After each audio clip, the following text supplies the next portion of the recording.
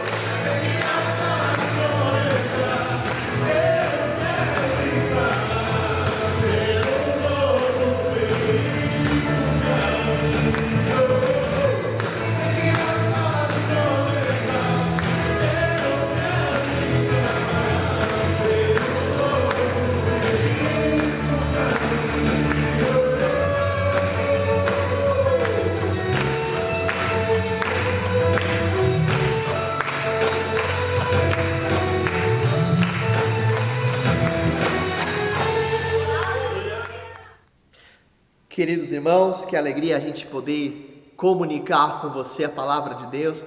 E hoje eu quero compartilhar um tema muito importante, muito propício e de certa forma vai ser uma continuidade da mensagem de hoje de manhã. Você que nos ouviu hoje no culto das 10h45, se você não ouviu, eu te convido a assistir com a gente o culto, a mensagem das 10h45 também. E o tema dessa noite é: onde está Deus durante a pandemia? Onde é que está Deus nesse momento de crise, nesse momento de dor, nesse momento de sofrimento, nesse momento de dificuldade financeira, nesse momento de enfermidade, de devastação, de tragédia, de morte, de calamidade? Onde está Deus nessa hora? Talvez você já tenha se perguntado isso nesse momento. Onde Deus está? O que Deus está fazendo? E os momentos de sofrimento como esse potencializam os nossos questionamentos, e a angústia fica maior quando nós não entendemos o porquê, as razões do porquê tudo isso acontece. Constantemente, as Escrituras nos mostram pessoas que também se questionaram onde Deus estava. Nós lemos algumas passagens na mensagem de hoje de manhã, mas ao mesmo tempo em que as pessoas questionam e questionaram Deus acerca de onde Ele estava, nós vemos pela revelação das Escrituras que o Senhor sempre se mostrou um Deus presente e um Deus soberano. E esse é o grande paradoxo da soberania, da presença de Deus. Nós, como seres humanos, nem sempre temos a percepção da sua presença, mas Ele nunca deixou de ser onipresente. Ele nunca deixou até mesmo de estar perto, de estar junto, de estar próximo. A palavra de Deus nos mostra o quanto Deus é soberano, está sentado no seu trono, está governando todo o universo, e diversas passagens bíblicas nos revelam isso, como Jeremias no capítulo 1, verso 4, Salmo número 139, Salmo número 115, verso 3, e Provérbios capítulo 19, verso 21, que nos evidencia que o homem pode fazer planos, mas a execução, a vontade de Deus é o que prevalece. Mas eu afirmo aos irmãos que Deus, sim, Ele é Senhor, Ele é soberano sobre toda a terra, Ele governa reinos, Ele governa nações, Ele controla a natureza, Ele controla inclusive a vida individual de cada um de nós, mas ao mesmo tempo esse Deus que está reinando soberanamente, que é o Criador de todas as coisas, é também o mesmo Deus que se importa com o necessitado, que está perto daquele que tem um coração humilde e que se manifesta, sobretudo na pessoa de Jesus Cristo, como um Deus Emanuel, o Deus conosco. Então a pergunta que eu faço, e eu retomo essa pergunta: onde está Deus durante esse momento de pandemia? E eu quero trabalhar algumas respostas bíblicas com os irmãos nessa breve reflexão. E a primeira resposta para onde está Deus é entendermos que Deus, Ele está, ou seja, Ele continua no seu trono, Ele continua soberano, Ele continua reinando durante as calamidades. E o significado de calamidade no nosso dicionário em português significa um grande mal comum a muitos, ou uma série de desgraças que vem sobre alguém, ou um infortúnio público.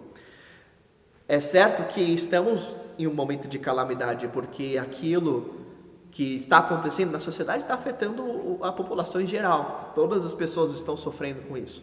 Seja você que está em reclusão na sua casa, seja você que não pode mais ir na academia, no parque, ou não pode, está sendo privado voluntariamente, seja a pessoa que está enferma no hospital, a pessoa que está com suspeita de uma contaminação, seja a pessoa que está numa faixa de risco, seja a pessoa que teve que agora se desdobrar em inúmeras atividades domésticas, lavando a louça, limpando a casa, fazendo comida, cuidando de filhos pequenos que agora estão em casa, não estão mais nas escolas, Então todos nós, como sociedade, em todo lugar do Brasil praticamente, estão sendo afetados, desde o norte ao sul, em todos os lugares, nos centros urbanos, ou até mesmo no campo. Todas as pessoas estão em momento de calamidade.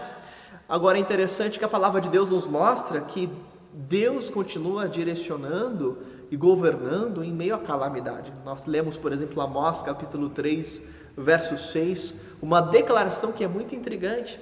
Lá o profeta, do Senhor diz através da boca do profeta o seguinte: ocorre alguma desgraça na cidade sem que o Senhor a tenha mandado? Olha só, o profeta questiona, ocorre, o Senhor está falando aqui, ocorre alguma desgraça na cidade sem que Deus tenha mandado? Eu li aqui na Nova Versão Internacional, mas em outras versões o significado continua também bem explícito nesse sentido. Se nós lemos na NVT, na Nova Versão Transformadora, nós lemos assim: acaso a calamidade sobrevém a uma cidade sem que o Senhor a tenha planejado? Veja só que aqui literalmente está dizendo que o Senhor planeja a calamidade.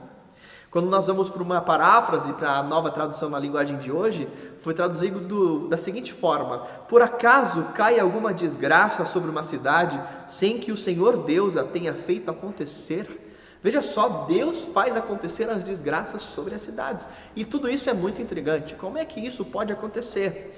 E eu ainda destaco que aqui a palavra planejar, mandar ou fazer acontecer, nas traduções que eu li aos irmãos, vem do hebraico yassar, que significa literalmente fazer, manufaturar, realizar, fabricar.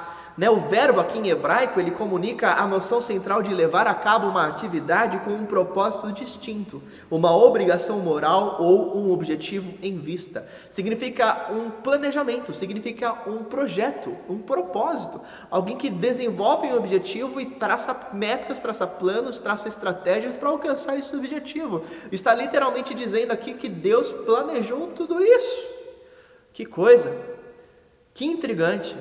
Isso gera angústia nos nossos corações.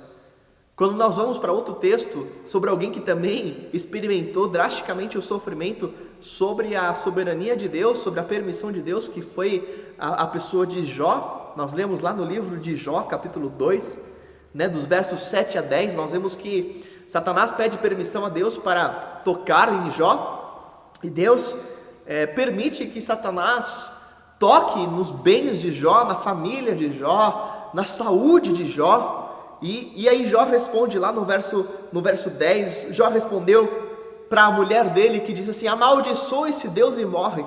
E Jó diz assim: você está dizendo bobagem, porque se recebemos de Deus as coisas boas, por que não vamos aceitar também as desgraças? Assim, apesar de tudo, Jó não pecou, nem disse uma só palavra contra Deus.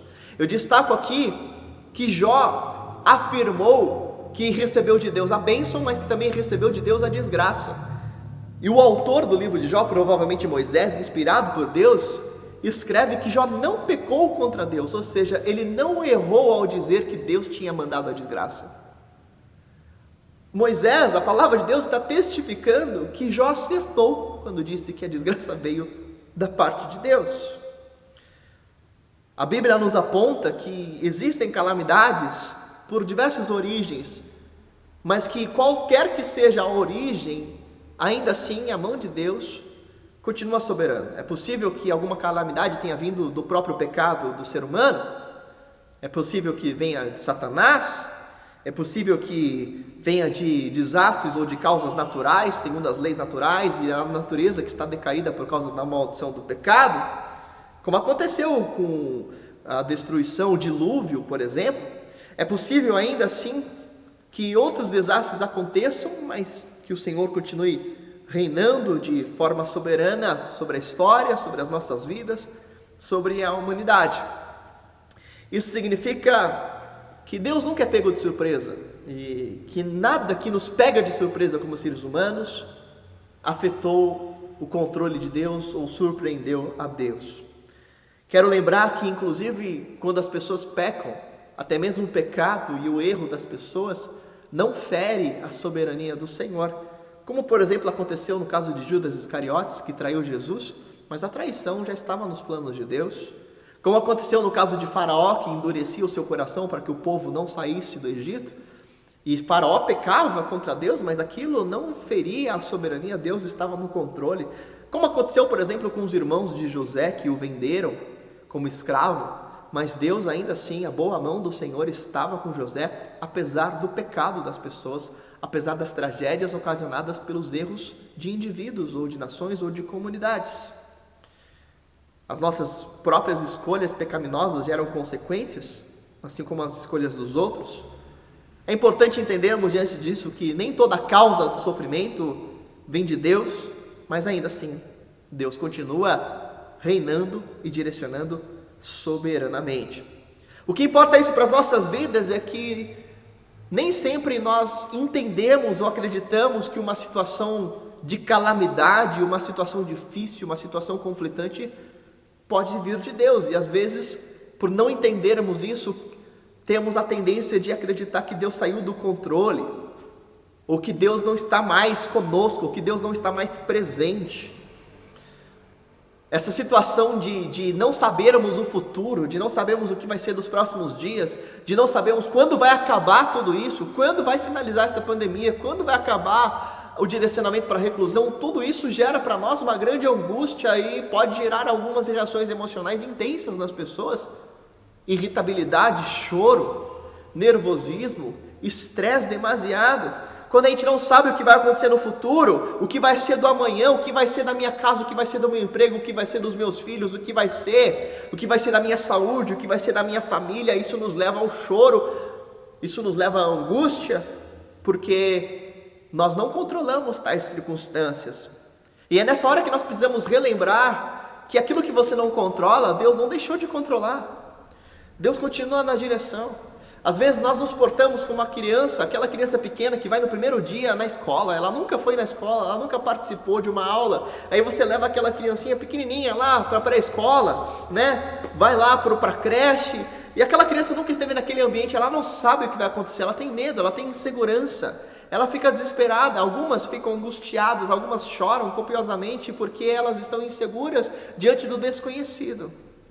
Elas não sabem que os seus pais vão voltar, ou que alguém vai voltar para buscá-las. Elas não sabem como é que vão ser os profissionais que vão atuar com ela. Ela não sabe de nada, e às vezes nós agimos como crianças assim, e esse pânico, essa angústia, esse desconhecido nos gera uma afronta, um medo terrível, e nós choramos copiosamente, e nós nos esquecemos de onde está Deus.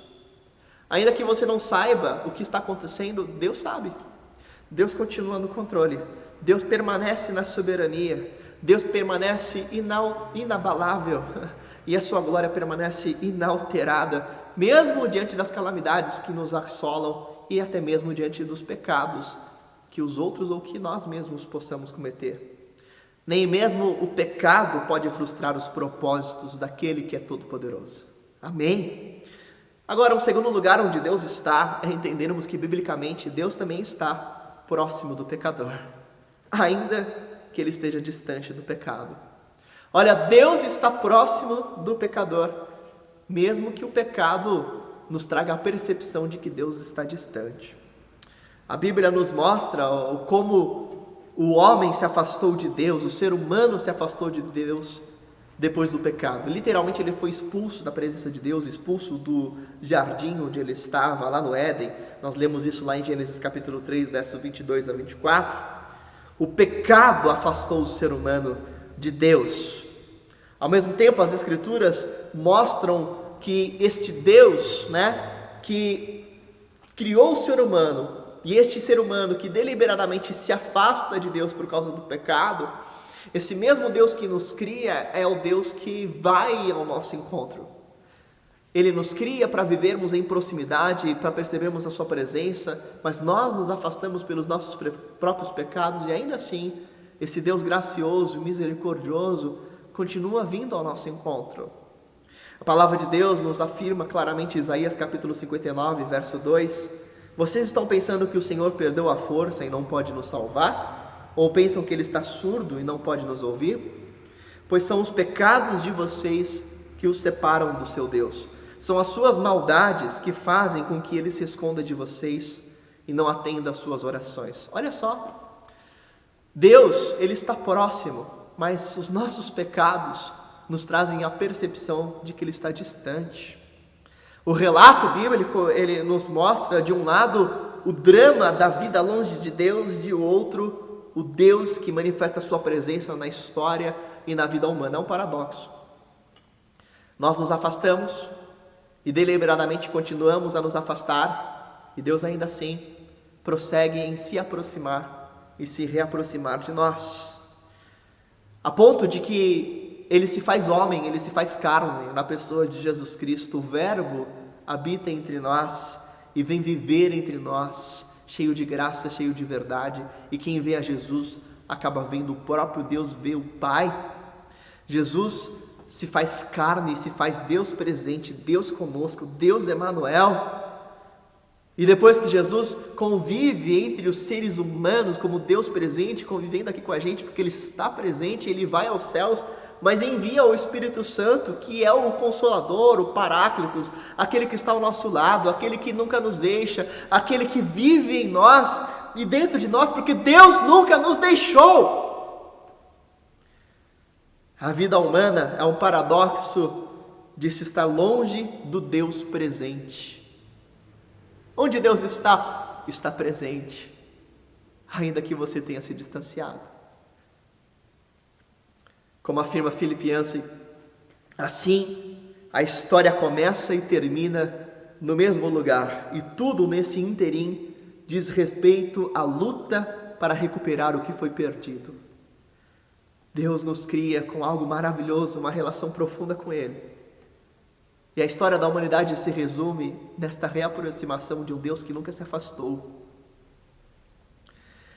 Me lembro de um clássico da espiritualidade chamado A Prática da Presença de Deus, escrito por um simples homem, um cozinheiro chamado Irmão Lourenço. Esse escrito foi compilado no século XVII. Esse homem, ele conseguia cultivar a presença de Deus em qualquer lugar.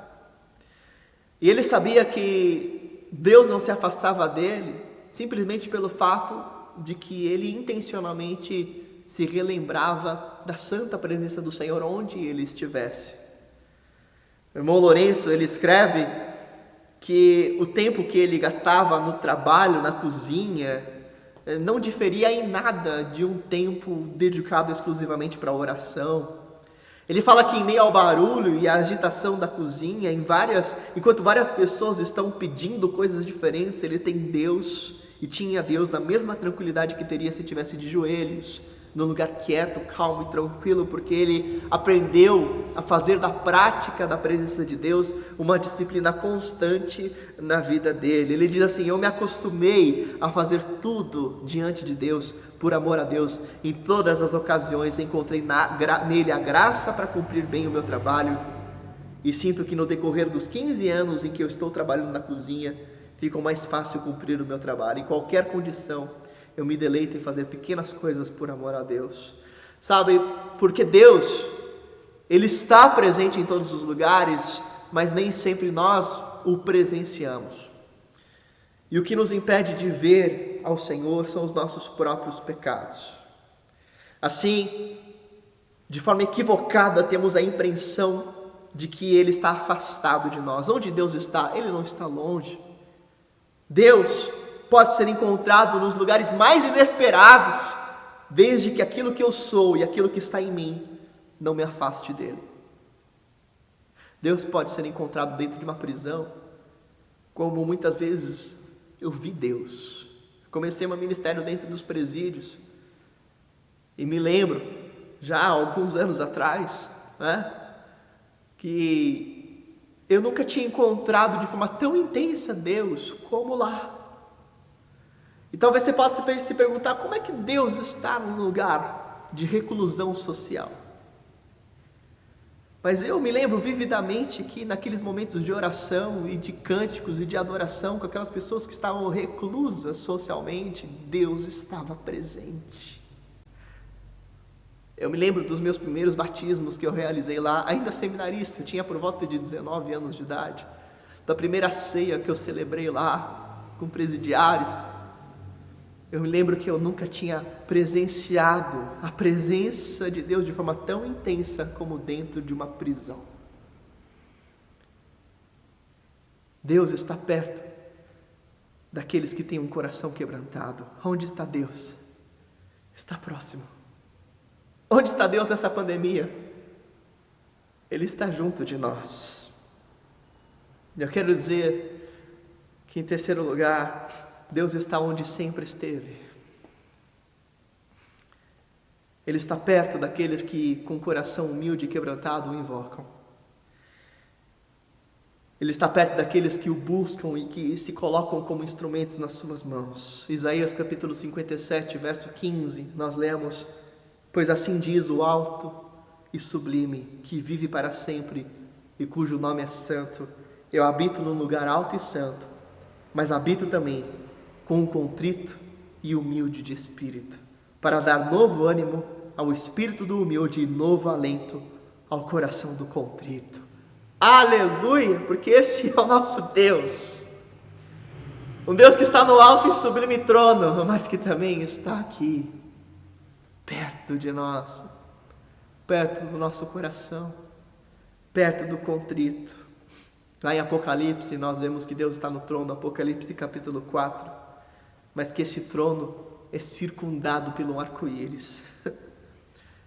Sabe, o arco-íris é um símbolo da aliança de Deus. Ele faz isso lá com Noé, depois do dilúvio. Ele mostra que ele faria uma aliança, que fazia uma aliança com a humanidade, que não a destruiria mais daquela forma. E aí ele coloca o arco-íris no céu. E na visão de João, do trono de Deus, em Apocalipse 4, Deus está circundado por um arco-íris. Ao mesmo tempo, diz no verso 5, que do trono saíam relâmpagos, vozes e trovões, que é a mesma imagem de Moisés no Sinai. O povo de Israel não ouvia a voz de Deus, mas ouvia um trovão, porque o trovão nos dá pavor, o trovão nos dá temor, e esse é o nosso Deus, que paradoxalmente gera em nós temor, porque Ele está distante, está além da minha compreensão, mas é um Deus que se compromete a estar aliançado conosco, de estar próximo, que tem um compromisso com a humanidade. É interessante que o arco-íris, ele aparece antes, porque a graça e a misericórdia de Deus sempre precedem o julgamento. Deus é juiz, mas antes de julgar, nos oferece a sua graça e a sua misericórdia. Antes da segunda vinda de Cristo, que será em juízo sobre a humanidade, Jesus veio em graça, em sacrifício, em misericórdia. Esse mesmo Deus que atua soberanamente no decorrer da história, atua de modo gracioso e misericordioso com todo aquele que está quebrantado. Salmo número 51, coração contrito e quebrantado, o Senhor não despreza. Assim, meus irmãos, nós somos chamados a manifestarmos a presença de Deus como igreja quando nós replicamos aquilo que explicitamente atrai a percepção da sua presença em nós. Se um coração contrito revela de forma clara a presença do Senhor, é dessa forma que nós vamos expressar Deus no mundo aflito.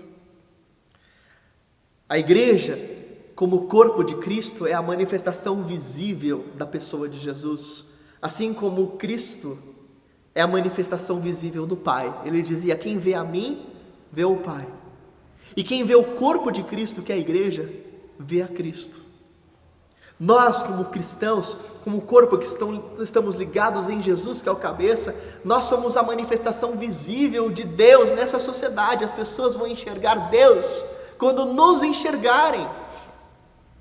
Quando nós nos fizermos explícitos e visíveis como manifestações da pessoa de Jesus. Onde está Deus? Sabe onde está Deus? Deus está em você e agindo através de você. Quando nós replicamos uma atitude que apenas Jesus faria, quando nós conseguimos perdoar quem nos ofende, quando nós oramos em favor daquele que nos persegue, quando nós amamos os nossos inimigos, nós manifestamos Jesus. Quando você consegue perdoar quem te fez mal, você está sendo a presença de Deus. Quando nós conduzimos outras pessoas a serem mais parecidas com Cristo através de um processo de relacionamento discipulador, quando você assume um comprometimento de discipular alguém de forma relacional, se encontrando com essa pessoa, orando por essa pessoa todos os dias, ensinando essa pessoa, cuidando dessa pessoa, você está manifestando Deus, você está sendo a pessoa de Jesus, você se faz como a manifestação da presença de Deus naquela pessoa. Quando nós, como igreja, de forma coletivamente e individualmente, manifestamos atitudes de justiça na sociedade, de solidariedade, nós manifestamos Deus, porque o reino de Deus não é comida nem bebida, mas a justiça, paz e alegria no Espírito Santo. Você é chamado, junto comigo, nós somos chamados como igreja a manifestarmos a presença de Deus na sociedade, sempre e onde quer que estejamos. Onde Deus está durante essa pandemia? Você já entendeu? Você já descobriu onde Ele está? Deus pode ser encontrado nos lugares mais inesperados. Desde que aquilo que você é, aquilo que eu sou, aquilo que está em nós, não nos afaste da percepção dEle. Deus está manifesto pelo coração quebrantado. Deus está manifesto pelo posicionamento, pelas nossas atitudes práticas como sua igreja, na sociedade. Deus está em seu trono e continua reinando independente da calamidade. Como é que vai ser a vida após a pandemia? Sabe como é que vai ser a vida após a pandemia? Ela vai ser um pouco mais próxima do que nunca deveria ter deixado de ser. As pessoas vão amar mais. As pessoas vão orar mais. As pessoas vão valorizar mais relacionamentos. As pessoas vão ser mais solidárias. É assim que eu espero. Eu espero que nós sejamos o que nunca deveríamos ter deixado de ser. Eu espero que a vida pós-pandemia seja o que Deus preparou que fôssemos. Pessoas que manifestam a presença de Deus, sempre sabendo que Ele jamais deixou de estar conosco. Vamos orar? Você é chamado, meu irmão, para ser a manifestação de Deus. Eu quero orar com você. Ore comigo nessa hora. Paizinho, obrigado pela Tua palavra e porque o Senhor é um Deus presente. É um Deus que está soberano no trono, mas é um Deus que está perto. Aleluia. Obrigado, Pai, porque o Senhor está nos dando a oportunidade de ver o Senhor agir. Eu te suplico, Pai, em nome de Jesus, para que, pela intervenção graciosa e misericordiosa do Senhor em nossas vidas, o Senhor nos faça não apenas pessoas que presenciam o Senhor em nós, mas que manifestam o Senhor para outros. Que o mundo possa ver que o Senhor está vivo, Jesus Cristo. Que o mundo possa ver onde o Senhor está ao olhar para a igreja.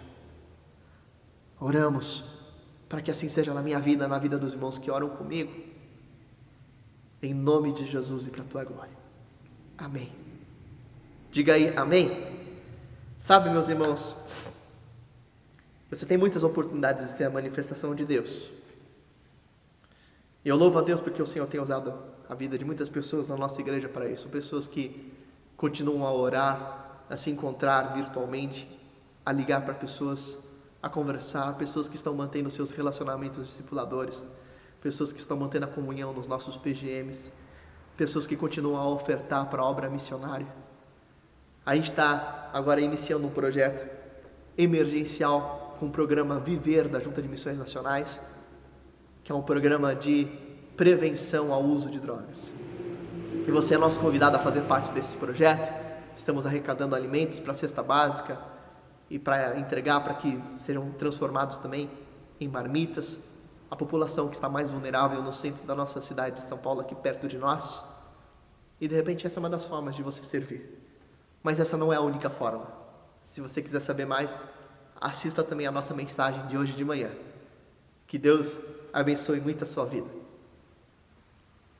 Que bom que você nos assistiu até aqui, que bom que você pode participar junto com a gente e você não está sozinho, tem toda uma comunidade de fé que está junto com você agora. Nós nos reunimos aqui simultaneamente, há muitas pessoas que estão ligadas, que estão conectadas junto com você nesse culto, que ouviram esse momento, essa mensagem, que oraram junto com você, que adoraram a Deus junto com você. Eu quero convidá-los, se você está nos visitando aqui online pela primeira vez, de repente você foi alcançado por essa mensagem por causa aí do YouTube, na página inicial do YouTube, uma recomendação ou algum amigo te enviou, que bom que você chegou até aqui. Agora, se você nos visita e você quer fazer parte de uma genuína comunidade de fé, onde pessoas se amam verdadeiramente, olham nos olhos, são sinceras, conversam, trocam experiências, oram umas pelas outras, eu quero te convidar a fazer parte dessa comunidade de fé. E como que você pode fazer isso? Nós temos os nossos pequenos grupos multiplicadores, os nossos PGMs, que se reúnem nas casas. E agora, nesse momento de reclusão, a gente continua fazendo os PGMs todas as semanas online, né? Virtualmente é a mesma experiência. Você só não está no contato físico, mas a gente tem lá a mesma experiência. Então, se você quer conhecer mais da gente, escreva para a gente, fale com a gente. Está aparecendo aí um QR Code na sua tela, só você apontar o celular com a câmera aí aberta e vai abrir um site. No nosso site você vai poder inscrever a sua informação, talvez seu motivo de oração, né? A gente quer te conhecer melhor, mandar o convite para você participar de um PGM também. E olha, eu quero te convidar para quarta-feira agora, às 20 horas, participar junto comigo ao vivo do nosso culto de oração. E a gente está fazendo um culto de oração pela nossa página do Facebook. Então, siga a gente lá no nosso Facebook, na nossa página oficial. O endereço está aparecendo aí na sua tela. E também siga a gente no Instagram. Todos os dias estamos promovendo uma campanha de oração, que é uma oportunidade para você juntar a sua família, fazer um culto doméstico, uma leitura da palavra e orarem juntos como família. É muito importante. Se você também mora sozinho, faça com a gente esse comprometimento todos os dias ao meio-dia. E nós estamos enviando todos os motivos de oração nas nossas redes sociais, no Instagram, no Facebook, que estão aparecendo aí na sua tela. Eu quero também dizer o meu muito obrigado a você que tem sido fiel nesse tempo de pandemia, e você que tem ofertado com fidelidade, com carinho, com dedicação para o sustento dessa obra. Muito obrigado a você que congrega conosco, você membro da nossa igreja, você que até mesmo é um visitante, mas tem entregado o seu dízimo aqui nesta obra. E eu louvo ao Senhor pela sua vida e eu oro pela sua vida, pode ter certeza disso. Se você deseja fazer uma oferta para a nossa igreja, se você deseja entregar o seu dízimo, você é nosso convidado, os nossos dados bancários estão aparecendo aí, você pode fazer uma transferência, um depósito e enviar o seu comprovante para o e-mail tesouraria@ibpaulistana.com.br. E pode ter certeza que eu creio que o Senhor nos concede recursos para que nós venhamos a ser bons mordomos, bons administradores, de forma a glorificá-lo com aquilo que o Senhor tem colocado em nossas mãos. Por isso, nesse tempo, glorifica o Senhor com os teus recursos, oferte para a obra missionária. A sua oferta abençoa todos esses projetos que estão aparecendo aqui na nossa tela. O Lar Batista de Crianças, a Casa AIAS, que é uma casa de amparo para pacientes em trânsito aqui em São Paulo, projetos missionários em Roraima e também na Ásia, no hospital que nós temos lá uma parceria, temos mantido, um hospital para mulheres muçulmanas. Então a sua oferta é multiplicada e agora a gente iniciou uma parceria com a Casa de Recuperação Cristolândia, unidade feminina, e além do apoio emergencial à Casa Viver. Então você é o nosso convidado a participar conosco de todos esses projetos e a servir a Deus, manifestar a presença de Deus como igreja nesse momento. Então, meus queridos irmãos, eu te convido agora a agradecermos juntos a Deus, a orarmos e que você curta esse conteúdo e compartilhe com mais pessoas. Vamos orar juntos? Paizinho, obrigado por esse momento e eu oro, Pai, clamando para que a graça do Senhor Jesus Cristo, o amor de Deus o Pai e a comunhão com o Espírito Santo sejam com todos nós e com todo o povo de Deus espalhado pela terra. Que o Senhor te abençoe e guarde, que o Senhor sobre ti levante o rosto, tenha misericórdia de ti, que o Senhor faça resplandecer o rosto sobre ti e te conceda a paz, agora e para todos sempre, em nome de Jesus, amém, amém e amém. Se você está do lado de alguém, dê um abraço bem apertado aí, quem está do seu lado, diga para ele aí, seja a manifestação de Deus, diga para ele aí, né? E se você está sozinho, mande a mensagem para alguém, fala assim, seja a manifestação de Deus, veja esta mensagem, compartilhe o link, você não está sozinho, Deus está conosco. Deus te abençoe.